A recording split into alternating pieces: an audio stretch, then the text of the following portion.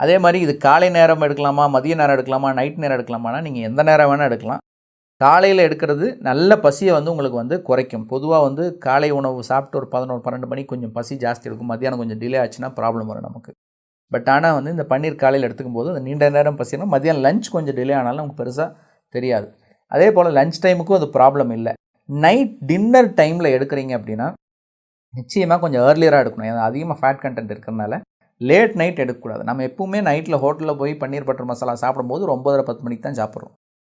இல்லைனா ஆர்டர் பண்ணி சாப்பிடும்போது நிறைய பேர் 10 மணி, 12 மணிக்கு கூட சாப்பிட்றாங்க. ஸோ இந்த மாதிரி எடுக்கிறது நிச்சயமாக பின்விளைவுகள் ஏற்படுத்தும். எந்த உணவாக இருந்தாலும் நான் முன்னாடியே சொல்லியிருக்கேன், 9 மணிக்கு முன்னாடி சாப்பிட்றது உசிதம். அதுக்கும் முன்னாடியே சாப்பிட்டா ரொம்ப நல்லது.